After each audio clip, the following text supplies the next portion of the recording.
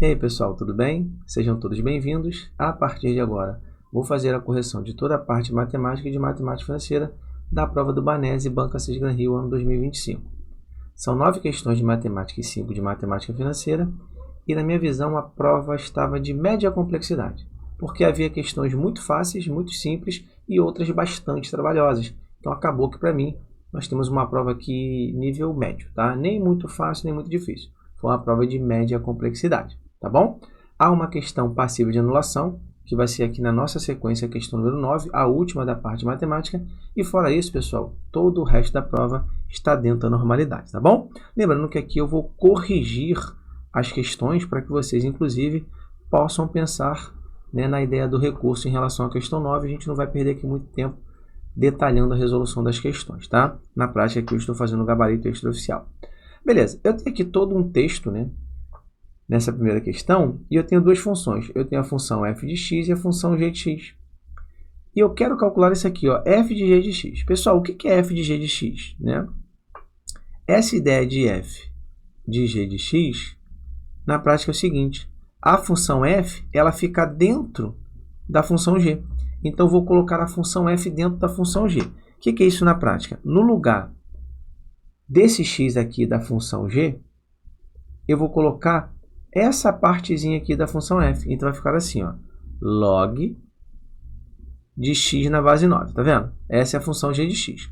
Aí no lugar desse x, eu vou introduzir a função f. Aí vai ficar assim, ó, log na base 9 de 3 elevado a 2x. Pronto. Esse 2x aqui é o expoente do logaritmando, ele vem para cá multiplicando o log. Aí eu vou ter 2x que multiplica o log de 3 na base 9. Só que esse 9, pessoal, é a mesma coisa que 3 ao quadrado. Aí tem um macetinho, né, que é uma das propriedades aí envolvendo o log. Esse expoente da base, ele vem para cá. Ele será o divisor do coeficiente que está multiplicando o log, porque o coeficiente que multiplica o log é 2x. Então, esse 2 vai ser divisor. Aí vai ficar assim, ó, 2x sobre 2, que multiplica o log de 3 na base 3. Pessoal, nós podemos cortar esse 2 com esse 2, e o log de 3 na base 3 é 1. Por quê? Se a base é igual ao logaritmando, o log é 1. Aí eu vou ter aqui, ó, x vezes 1. E x vezes 1 é x. Então, nessa questão, gabarito, letra A. Foi? Legal. Questão 2, nós temos aqui um sistema. Qual o problema do aluno nesse tipo de questão? O aluno quer achar o valor de x, o valor de y e o valor de z. Só que cuidado, porque eles são números reais. Se eles são números reais, eu posso ter, por exemplo, um valor decimal. Eu não necessariamente terei números inteiros. Eu posso ter um número fracionário, tá? Ou decimal, tanto faz. Então, assim, não tente achar o valor de x, y e de z para depois calcular x mais y. Porque a banca quer x mais y. O que a gente vai fazer aqui, pessoal? Vou fazer o seguinte, ó. Aqui eu tenho x, aqui eu tenho y. Tá vendo esse z aqui? Beleza, tá vendo? Observe que tem aqui o sinal de negativo à sua frente, é menos z. O que eu vou fazer, pessoal? Eu vou fazer com que esse z aqui vire x.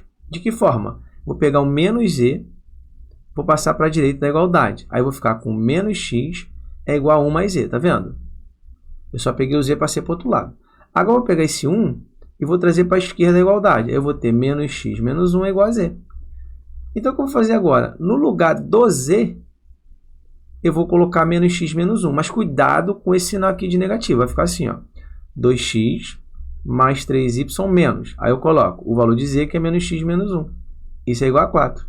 Aí eu repito 2x mais 3y. Menos menos x dá mais x. Lembra? Menos com menos dá mais. E menos menos 1 dá mais 1. Isso vai ser igual a 4. Aí eu tenho 2x mais x, que é 3x, mais 3y. Vou pegar esse 1 aqui, ó, que é um valor positivo, vou passar para a direita da igualdade e vai ficar negativo. Vou ter 4 menos 1. Aí eu vou ter que 3x mais 3y é igual a 3. Divide todo mundo por 3. Corta, corta, corta. Todo lugar que cortou vai ficar 1. Aí eu vou ter 1 vezes x dá x, 1 vezes y dá y, e aqui vai ficar 1. Qual é o valor de x mais y? 1. Então, gabarito é a letra D. Júlio, mas qual é o valor de x? Não sei. Qual é o valor de y? Não faço ideia. Mas eu garanto que x mais y é igual a 1. Então, o problema do aluno aqui é que ele quer porque quer achar os valores de x, y e de z. Para com isso, a banca não pediu isso. E como são números reais, você pode ter valores ali quebrados, tá? Então, não vale a pena calcular esses valores. Gabarito letra D de dado. Essa questão 3 aqui, ela engana muita gente, que parece difícil. Nós temos uma sequência numérica e repare que tanto a 1 quanto a 2 são valores iguais, eles valem 1. Aí eu coloco aqui, ó, 1 e 1. Beleza. Aí isso aqui o aluno entende. Traduzindo isso aqui é o seguinte, pessoal. Cada termo é a diferença dos dois anteriores. Se o aluno tiver dúvida, a manha aqui é o seguinte, ó, chama n aqui de 1, por exemplo. Aí você vai ter 1 no lugar de n, 1 no lugar de n e 1 aqui. Aí vai ficar assim, ó, A1 mais 2 é igual a A1 mais 1 menos A1. Aqui vai dar 3, aqui vai dar 2. Então, ó, o A3 ele é igual ao A2 menos o A1. Então, aqui eu estou traduzindo. Ó, o A3 é a diferença dos dois anteriores. Isso vai acontecer sempre. Se você substituir aqui por 2, por exemplo, tu vai ter que o A4 é igual ao A3 menos o A2. E assim vai acontecer. Ou seja, cada termo é a diferença dos dois anteriores. Então, aqui eu tenho ó, A3, A4, A5 e A6. A7, A8 e assim vai acontecer, tá? Vou anotar aqui para vocês, ó. Vocês entenderem. A1, A2, A3, A4, A5, A6, A7 e A8, assim vai acontecer. Repare que o A3 é o A2 menos o A1. Eu faço isso, ó, 1 menos 1, dá 0. O A4 é 0 menos 1, dá menos 1. O A5 é menos 1 menos 0, que dá menos 1. O A6 é menos 1 menos menos 1, ou seja, menos 1 mais 1, que vai dar 0. Repare que a partir de agora vai haver uma repetição, porque o A7 vai ser 0 menos menos 1, que dá 1. 1 menos 0, 1. Aí eu faço 1 menos 1, 0, que vai ser o A9. E isso vai acontecer, tá, pessoal? Então, repare que eu repeti a sequência. 1, 1, 0, aí depois eu teria. Só para vocês entenderem. Vou até continuar aqui. Aí eu teria, ó, vou botar até o A12 aqui, ó, que é para os alunos entenderem. O aluno vai entender que existe um ciclo com 6 elementos. Ó. 0 menos 1 dá menos 1, menos 1 menos 0 dá menos 1, menos 1 menos menos 1 dá mais 1, menos 1 mais 1, que dá 0. Então, essa sequência vai se repetir infinitamente. Ou seja, eu tenho quantos termos na sequência? 6. Aí eu pego 35, divido por 6 e observo o resto. Vai dar 5. 5 vezes 6, 30, sobra 5. Ou seja, o 35º elemento equivale ao quinto. Isso aqui existe uma equivalência. Qual é o quinto elemento? Menos 1. Então, gabarito, letra B, nós teremos ali o menos 1. Tá bom? Beleza. 4. Essa questão 4 aqui, pessoal, ela foi muito tranquila. Para mim, uma das mais fáceis da prova. Eu tenho a PG, que é a progressão geométrica, e o segundo termo é 4. Então, tem aqui, ó, 3 termos, tá? A1, A2 e A3. O segundo termo é 4. A1 e A3 são, respectivamente, o primeiro e o terceiro termos, beleza? E eu quero saber A1 vezes A3. Eu quero saber A1 vezes A3. Eu não quero saber o valor do A1, eu não quero saber o valor do A3. Isso não me interessa. O que eu quero saber é quanto é o A1 vezes o A3. Existe uma propriedade, pessoal, que é essa aqui, ó. Se eu pegar 3 termos consecutivos de uma PG, vou criar aqui um exemplo, por exemplo, 2, 4 e 8, tá vendo? São 3 termos consecutivos de uma PG de razão 2, tá vendo aqui? Então, o termo do meio, que é o termo médio, ele sempre será a média geométrica dos outros dois. O que significa isso, pessoal? Traduzindo, se eu pegar o 4 e elevar ao quadrado, ele é igual a 2 vezes 8. Legal, né?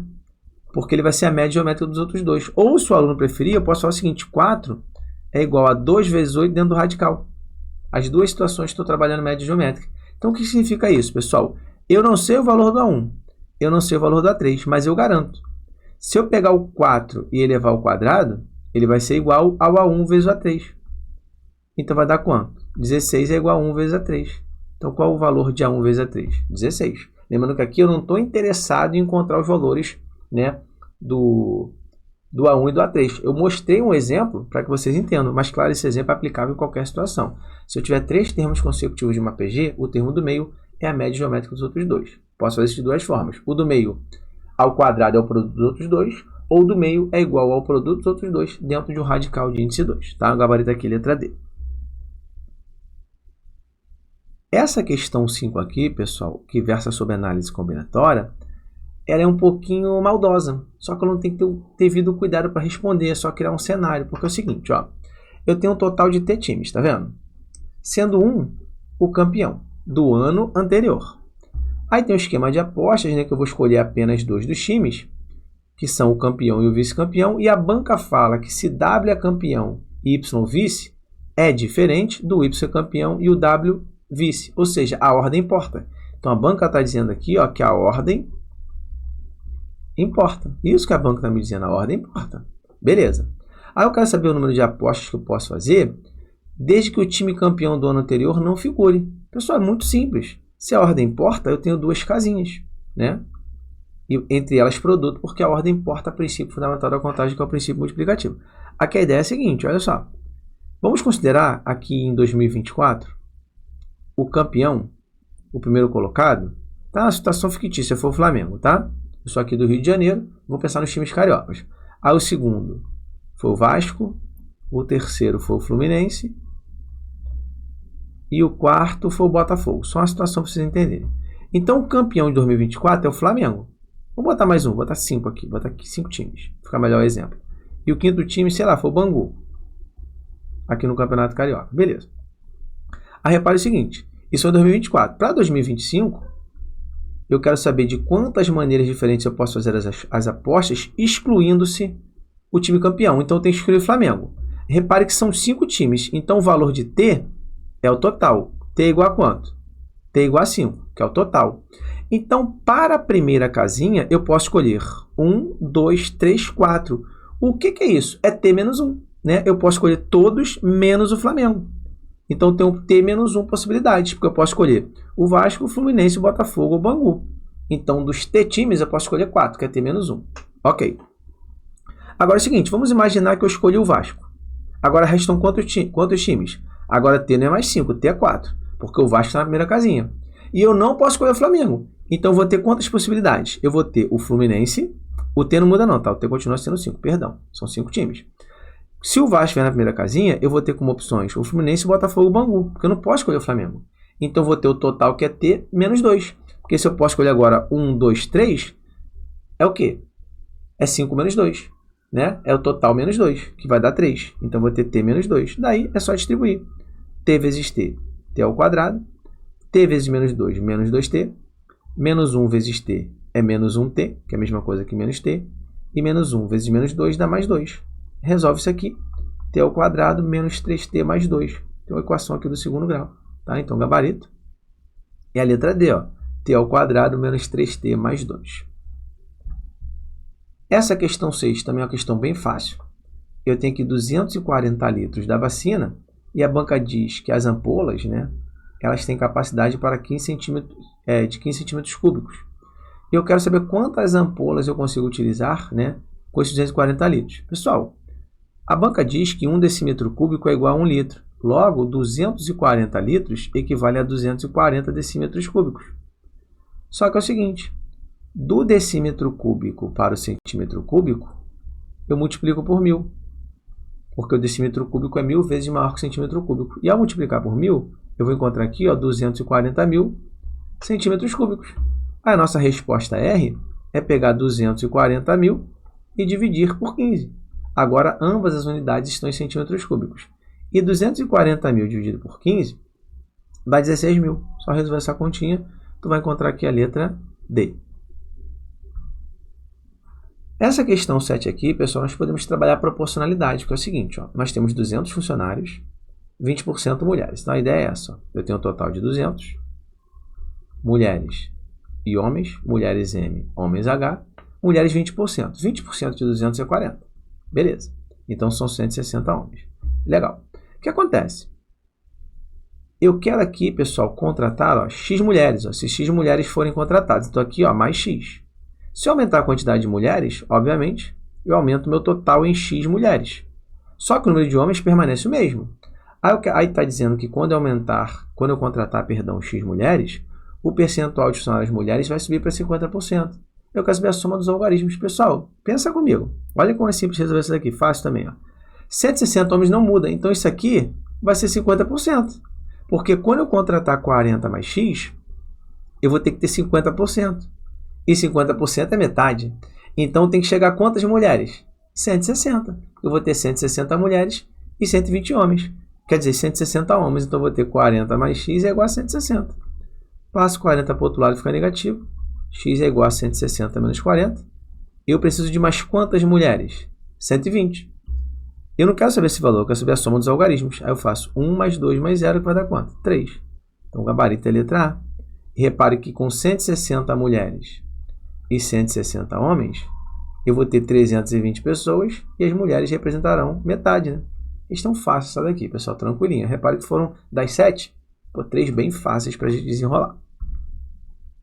Questão 8 também tranquila, que é uma questão de conjuntos. Dá para fazer de duas formas, ó. Eu tenho um total de 158 funcionários, sendo, aqui ó, 158, 38 alfa, 57 beta. Então, alfa 38, beta 57. Beleza. Eu tenho aqui 14 com conta nos dois. Então, a interseção A e B é igual a 14. Tu pode fazer de duas formas. Ó. Na forma 1, tu faz isso, ó, 38 mais 57 e tira 14. Essa vai ser a união A união com B. Olha só, 15 vai 1, 95. 95 menos 14, não é isso? Ó? 15 vai 1, 4, 95. Aí eu vou ter 95 menos 14, isso aqui vai dar 81. Aí o nenhum, que eu quero aqueles que não possuem conta nem no banco alfa nem no beta, esse nenhum vai ser 158 menos 81, que vai dar 77. Essa aqui é bem fácil. Ó. Das 8 questões de matemática, 4 bem fáceis, né? Me surpreendeu vocês ganharem nessa prova. Não veio tão difícil assim. Ó, pode fazer também por diagrama. Conjunto A e conjunto B. Começa pela interseção, que é 14. O A tem 38, o B 57. 38 menos 14, 24. 57 menos 14, 43. Eu somo o que está dentro do diagrama, pessoal. Ó, 38 mais 43, isso aqui vai dar 81. Aí eu boto o N aqui fora, que vai ser 158 menos 81, que vai dar 77, tá? Então, gabarito aqui, letra D. Essa questão aqui, pessoal, para mim, ela é passível de anulação. Então, ó, essa questão aqui, entrem com recurso pedindo anulação. Aqui é o seguinte, ó, eu tenho essa proposição condicional, eu tenho essa outra condicional, e a banca fala, ora eu danço. Se ela fala ora eu danço, é porque isso aqui é verdade. Então, não dançar aqui é falsidade. Eu tenho a condicional do tipo se então. Você canta tem que ser falsidade, porque se fosse verdade, a condicional seria falsa, ela não pode ser falsa. Se você canta é falsidade, você não canta é verdade. E logo, eu choro tem que ser verdade. Aí eu vou olhar as opções. Repare que na letra A tem você canta e na letra C também. Como são conjunções, na conjunção, se pelo menos uma for falsa, a conjunção é falsa. Repare que você canta, está aqui, ó, é falsidade. Então a letra A está errada e a letra C também está errada. Você não canta é verdade. Eu choro também é verdade, está aqui, ó. Então repare que temos uma conjunção V com V da V. E a banca considerou no gabarito preliminar, né, foi aqui o gabarito da Cisgran Rio, que o gabarito é a letra B. E de fato a letra B está correta, mas observe que a letra E também está. Eu vou mostrar o erro da D. Olha, você não canta. Isso aqui é verdade. E eu não choro. Pessoal, eu choro é verdade. Eu não choro é falsidade. A letra D está errada. Aqui eu tenho uma condicional do tipo se então. Eu choro é verdade. Você não canta também é verdade. E essa condicional é verdadeira. Então existem duas respostas corretas. Duas respostas corretas, que são as letras B e E. Então, o que você vai fazer? Presta atenção, você vai entrar com recurso. Né? Eu acho que o prazo encerra hoje. Você vai entrar com recurso. Só um instantinho, calma aí. Você vai entrar com recurso. Você vai pedir a anulação da questão por haver duas respostas corretas. Existem duas respostas corretas. Use como base a minha resolução. Faça a resolução lá. Mostre que, com base nos valores das proposições do enunciado, a letra B está correta e a letra E também está correta. Ou seja, duas respostas corretas, a questão tem que ser anulada. É simples assim, tá? Júlio, você vai fazer para o modelo de recurso? Não, não faço, tá? Eu apenas indico para o aluno que existe a possibilidade de recurso e o aluno, cada um do seu jeito. É bom que muita gente entre com recurso, cada um do seu jeito, para não ficar tudo copiado e colado, para que a banca possa aceitar. E se ela não aceitar, ela vai ter que justificar, tá bom? Então, encerra a parte de matemática por aqui. Tamo junto.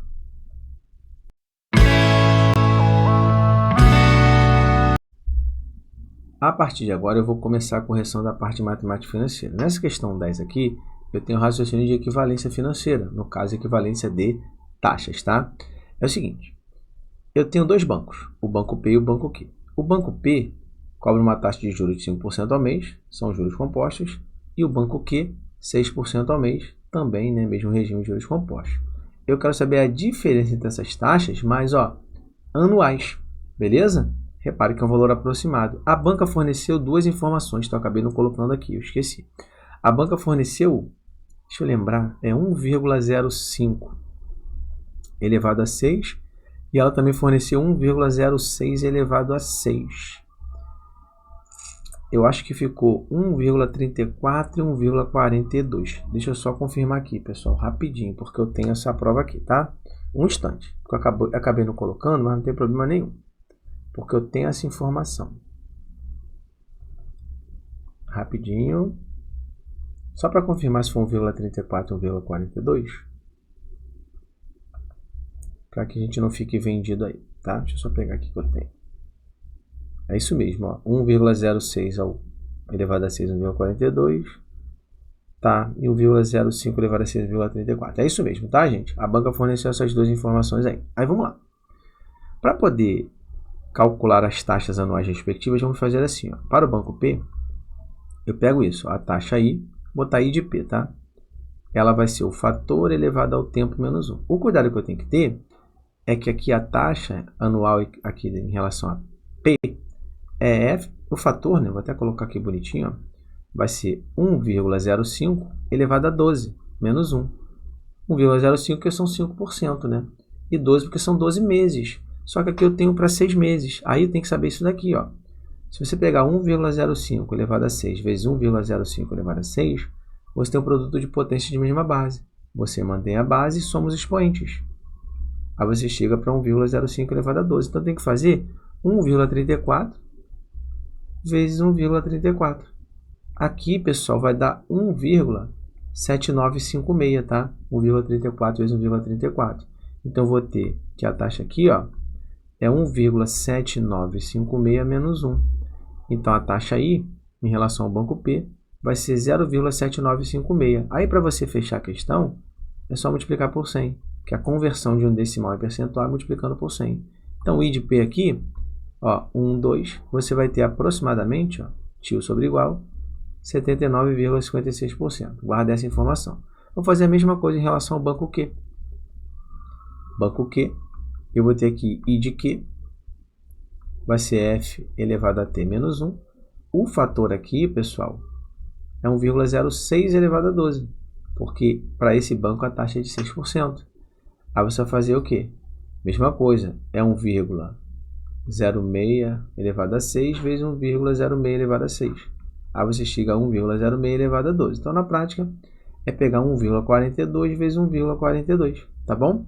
Esse produto aqui, pessoal, ele vai dar 2,0164.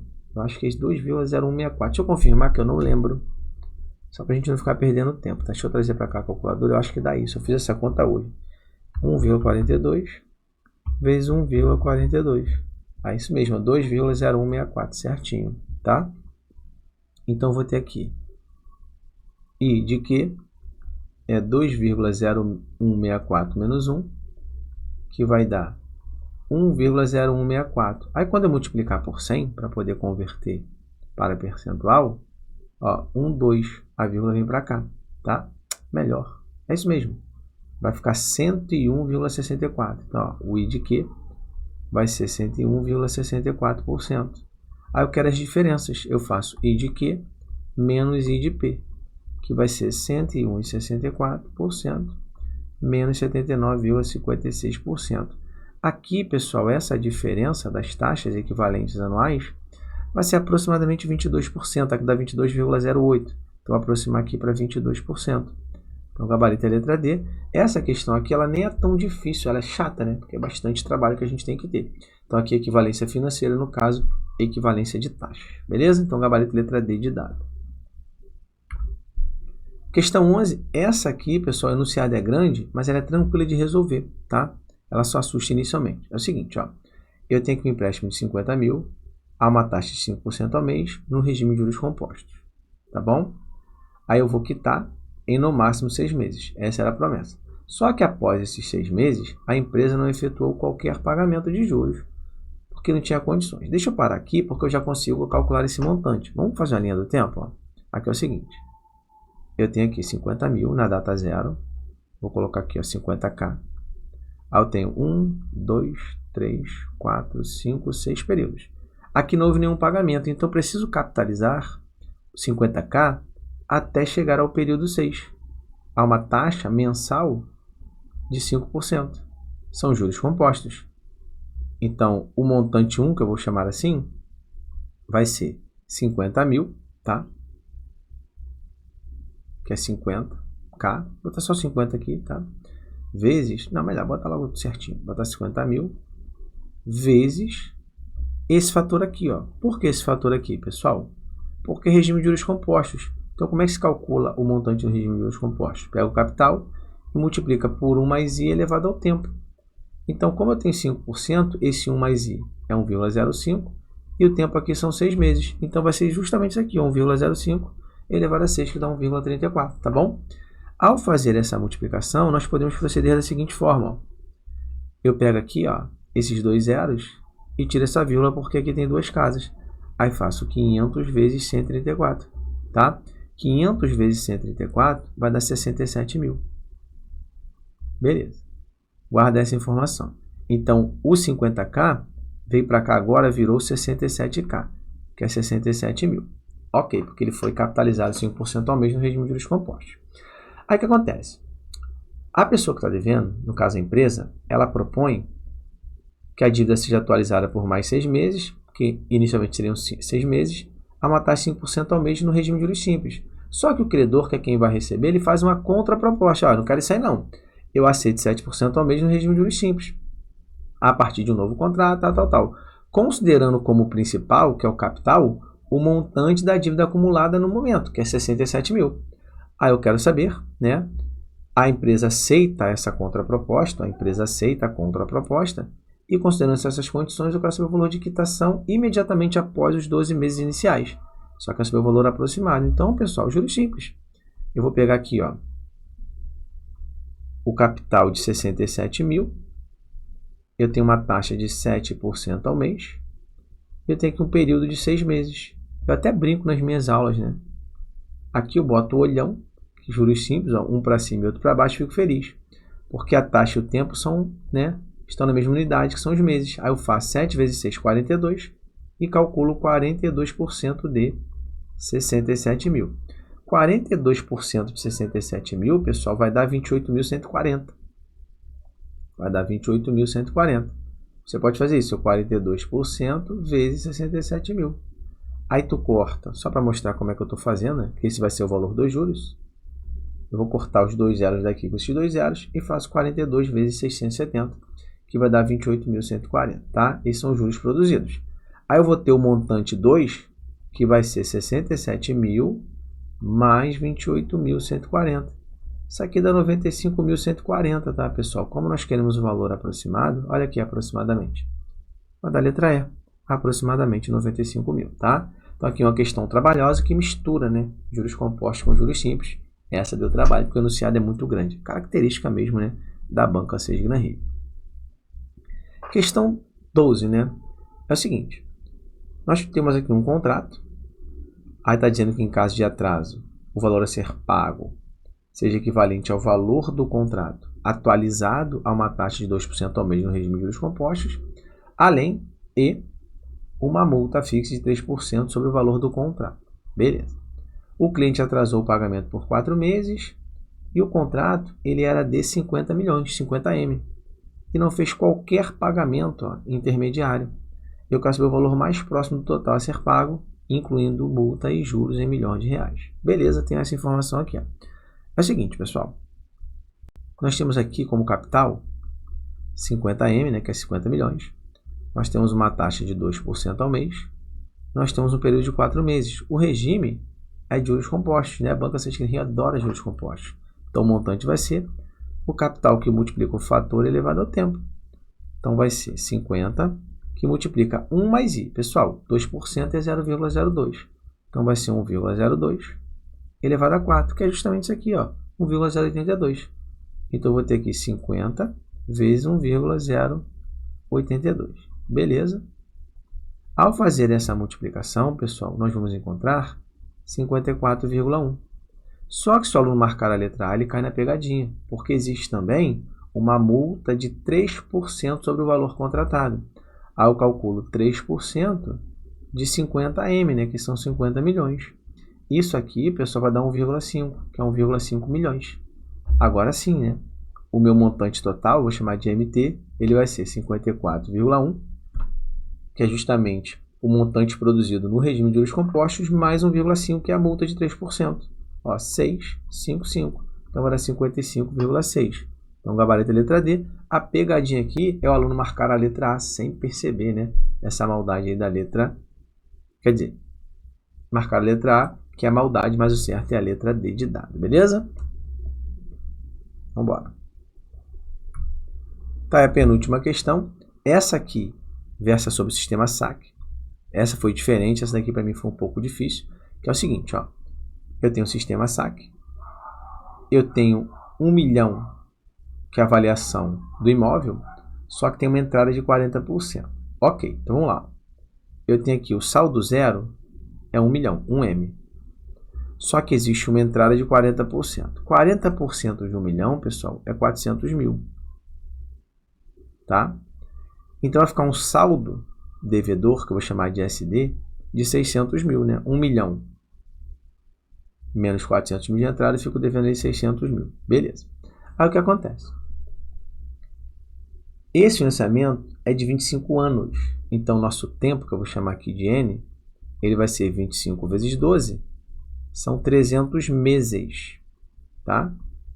Porque cada ano tem 12 meses. Beleza. Aí o que acontece? Nós temos aqui, ó, que a primeira prestação é de 8 mil e a segunda prestação é de 7.980. Então, ó, P1 é 8 mil e P2 é 7.980. Então, repare que eu tenho aqui, ó, uma razão menos 20, pensando em progressão aritmética. Ok. Aí eu quero saber o seguinte, o valor mais próximo do total, né, que é o valor a ser pago, incluindo a entrada mais o financiamento. Beleza, vamos focar aqui no financiamento. É o seguinte, a primeira parcela é 8 mil e a segunda parcela é 7.980. Deixa eu calcular aqui o valor da amortização para você saber, né? A amortização ele vai ser o saldo devedor, né, dividido por N. Então, eu vou ter aqui 600 mil, que é o que eu estou devendo, porque teve 40% de entrada, sobre 300. Então, aqui eu tenho 2 mil de amortização a cada período. É importante eu não saber o valor da amortização, tá? Aí, vamos lá. Primeiro, vamos calcular a última prestação, que é P300, tá? Eu calculo essa prestação da seguinte forma. Eu pego a primeira prestação, tá? Menos 299 vezes, tá? O valor da razão. Essa razão aqui, ó, que eu vou chamar de R, ela é justamente menos 20. Na verdade, bota mais, né? Porque quando eu fizer a multiplicação aqui vai ficar negativo, porque o certo é a fórmula da PA, tá bom? Aí eu vou ter P300 é igual a P1, que é 8 mil, mais 299 vezes menos 20, porque aqui as prestações são decrescentes. Aí eu vou ter que P300 é igual a 8 mil. Aí ao multiplicar aqui vai dar negativo, tá? Aí eu vou ter que menos 5.980.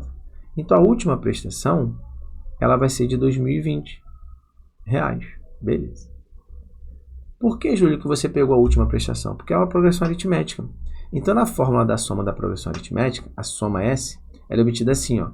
Eu pego o primeiro termo, que no caso aqui vai ser P1, acrescento o último termo, que é a parcela 300, e multiplico pela metade da quantidade de termos. São quantos termos aqui, pessoal? 300. Então, vou multiplicar por 150. Aqui eu estou aplicando a fórmula de progressão aritmética, tá? Então, esse somatório das prestações vai ser 8 mil, que é a primeira, mais 2.020, que é a última, vezes 150. Então, vou ter aqui como soma das prestações 10.020, que é 8 mil mais 2.020, vezes 150. Esse produto aqui, pessoal, vai dar 1.503.000, tá? 1.503.000. Deixa eu só confirmar, tá? Que é uma conta que eu também já fiz. Só para não errar. Antes de corrigir a prova, eu sempre faço as continhas aqui. Mas se o mouse ajudasse, né? Opa, vamos lá, agora foi. Então, eu vou ter aqui, ó, 10.020 vezes 150. É isso mesmo, 1.503.000. Eu posso arredondar 1.503.000 para 1,5 milhão. Isso aqui equivale a 1,5M. Como eu quero saber entrada mais financiamento em milhões de reais, então eu vou ter o seguinte, 1,5, né, que no caso são as prestações, as parcelas, beleza? Mais aqui, ó, a entrada que é 400 mil, que equivale a 0,4M, tá? Isso aqui é a entrada.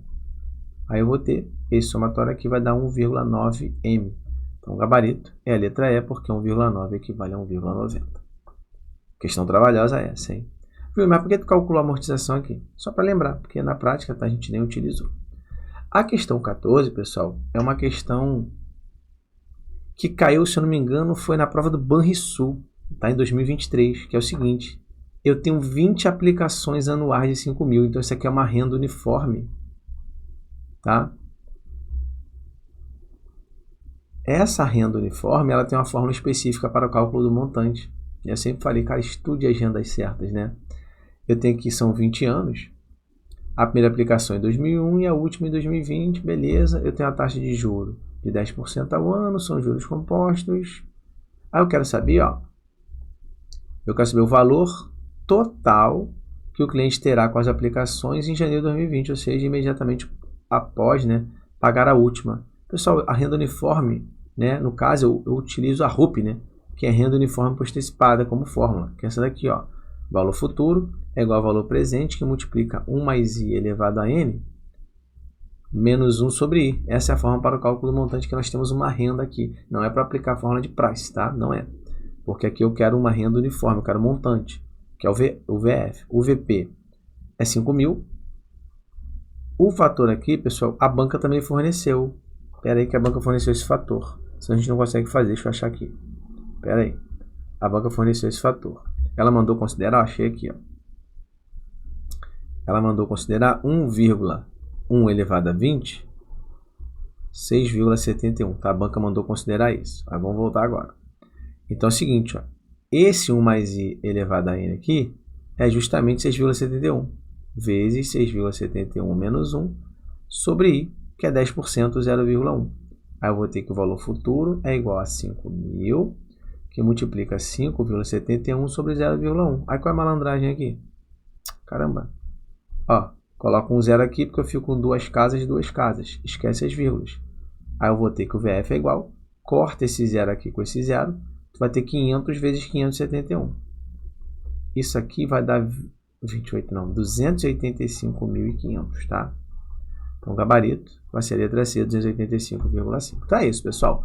Finaliza a nossa correção por aqui. Como eu falei, não vi uma prova tão difícil assim. Eu vi uma prova de média complexidade, porque você acaba, né, fazendo uma análise total. Muitas questões fáceis na parte de matemática e muitas questões trabalhosas na parte de matemática financeira. Mesclando isso daí, uma prova de nível médio para mim. Nível médio não é fácil, não é difícil. Então, assim, ficou um nível razoável. Espero que vocês tenham entendido a correção, que vocês tenham feito uma boa prova e eu aguardo o feedback de vocês. Tá aqui o meu contato, @prof.Julio_Cesar_Santos, né? Que é o meu Instagram, para que vocês possam conversar comigo sobre recurso, sobre qualquer outra coisa. Não deixem de continuar estudando, porque se não lograrem êxito agora, outros concursos vão aparecer. Logo, logo teremos Banco do Brasil. Tá bom, pessoal? Tchau, tamo junto, um abraço.